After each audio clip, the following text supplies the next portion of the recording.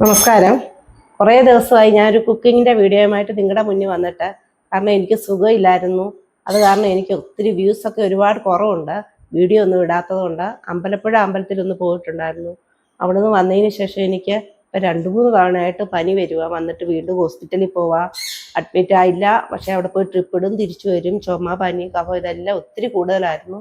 തൊണ്ടയടപ്പും നന്നായിട്ടുണ്ടായിരുന്നു. ഇപ്പോഴും എനിക്ക് സൗണ്ടിൻ്റെ അതങ്ങോട്ട് മാറിയിട്ടില്ല, സുഖമായിട്ടില്ല പൂർണ്ണമായിട്ടും. ഇപ്പോൾ ഞാനിപ്പോൾ ഒരു കപ്പ വിഭവമാണ് ഇന്ന് നിങ്ങളുടെ മുന്നിൽ വരുന്നത്.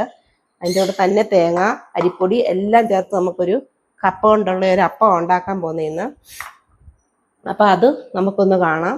അപ്പോൾ നിങ്ങളെല്ലാവരും എന്നെ വീണ്ടും ഒന്ന് സപ്പോർട്ട് ചെയ്യണം. അപ്പോൾ ആദ്യം തന്നെ ഞാൻ ഈ കപ്പയൊന്ന് മിക്സിയിലൊന്ന് അരച്ചുകൊണ്ട് വരാമേ. ചുക്ക് ചേരാത്ത കഷായം ഇല്ലെന്ന് പറയുന്ന പോലെയാണ്. ഞങ്ങൾക്ക് ഇവർ രണ്ടുപേരും ഇല്ലാത്ത ഒരു പരിപാടി ഞങ്ങളുടെ വീട്ടിൽ നടക്കത്തില്ല. അവൾ എന്താണ് ഇവിടെ നടക്കുന്നതെന്ന് അറിയാൻ വേണ്ടി രാവിലെ തൊട്ട് കയറി അതിൻ്റെ മേളിൽ ഇരിപ്പാണ്. അതുപോലെ ഇപ്പം പുള്ളിക്കാരനും വന്നു. പുള്ളി ഇതൊക്കെ എന്തുവാന്ന് നോക്കിക്കണ്ട് മനസ്സിലാക്കുക. അതുകൊണ്ടില്ലേ അങ്ങോട്ടും ഇങ്ങോട്ടും ഞങ്ങൾ രണ്ടുപേരെ മാറി മാറി നോക്കിക്കൊണ്ടിരിക്കുക. കുഞ്ഞ് ഈ കപ്പയൊക്കെ ഒന്ന് അരച്ചോട്ട് വന്നിട്ടുണ്ട് ഈ പരുവത്തിൽ. തീർന്നോ? ഇങ്ങനെ അല്ലേ? അരിപ്പൊടി ഇട്ട് ഇളക്കണം.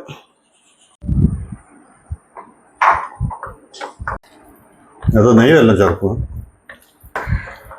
ഇല്ല, തേങ്ങ ഇടാം അതിൻ്റെ കൂടെ. തേങ്ങ നല്ലപോലെ ഇടുമ്പോൾ നല്ല ടേസ്റ്റ് ഉണ്ടാകും.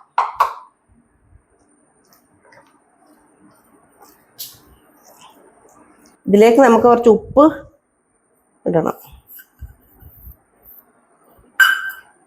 അതേപോലെ തന്നെ ജീരകം. ഏത് ജീരകം? വലിയ ജീരകം, ചെറിയ ജീരകം? ചെറിയ ജീരകം, പെരുംജീരകമല്ല, ചെറിയ ജീരകം. അപ്പം ഇതെല്ലാം കൂടി ഇട്ട് നമുക്ക് കൈ കൊണ്ട് ഇതൊന്ന് മിക്സ് ചെയ്യാം. നമ്മളിതൊരു ഇല എടുക്കണം. ഇലക്കകത്ത് വേണം ഇത് പരത്താൻ. എന്നാന്ന് വെച്ചാൽ കല്ലേ പരത്തുമ്പോൾ ചിലപ്പോൾ നമുക്ക് തെന്നി തെന്നി പോകാൻ സാധ്യതയുണ്ട്. അത് കാരണം ഒരിലയെ പരത്താം. വെള്ളം നനയ്ക്കണ്ടേ? അല്ലേ വെള്ളം നനച്ചു.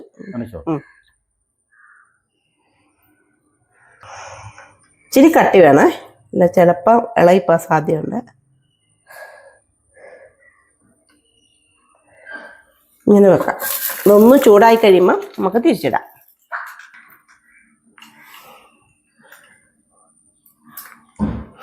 നല്ലപോലെ ഒന്ന് ചൂടാവട്ടെ. അപ്പം അത് ചൂടാകുമ്പോഴത്തേക്ക് നമുക്ക് അടുത്തത് പരത്തിയെടുക്കാം.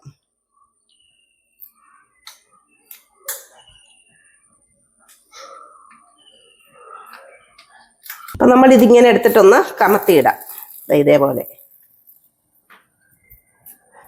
ഇനിയിപ്പോൾ ഇത് ഇവിടെ കിടന്ന് മൊരിയണം അല്ലേ? ഒന്ന് മൊരിയണം. ഈ കാണുന്നതൊക്കെ തേങ്ങയാണ് കേട്ടോ. തേങ്ങയുടെ ഒരു തേങ്ങ കൂടുന്നതനുസരിച്ച് നമുക്ക് തിരി നന്നായിട്ട് കൂടുമായിരിക്കും. നമുക്കൊന്ന് തിരിച്ചിടാം. ഇതാ കണ്ടോ, മൊരിഞ്ഞു. നല്ല ടേസ്റ്റാണ് ഇതിന്. നമുക്ക് മുളക് ചമ്മന്തിയുടെ കൂടെ ഒക്കെ ഇത് കഴിക്കാം.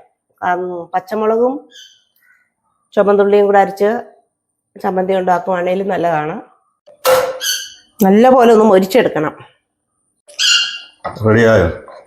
അപ്പം നമുക്ക് എടുക്കാം കേട്ടോ. സൂപ്പർ ടേസ്റ്റാണ് കേട്ടോ. അടുത്തത് നമുക്ക് ഇതേപോലെ തന്നെ ഇടാം.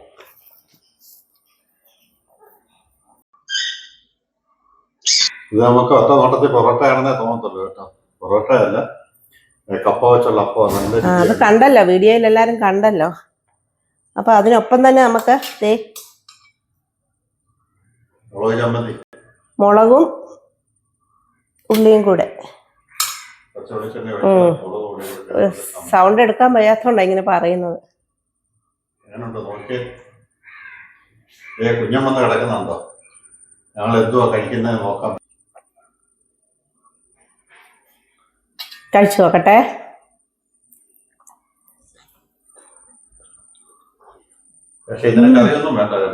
കറി വേണ്ട അതിന്.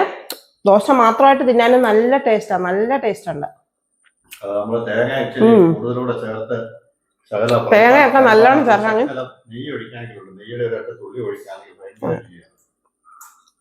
അപ്പം നിങ്ങൾ എല്ലാവരും ഇതുപോലെ ഒന്ന് ട്രൈ ചെയ്ത് നോക്കണം. നല്ല ടേസ്റ്റാണ്. അപ്പൊ എല്ലാവർക്കും ടാറ്റ. 4 മണിക്കത്തെയും പിന്നെ രാവിലത്തെയും ഒക്കെ ഭക്ഷണത്തിന് ഇത് നല്ലതാണ്.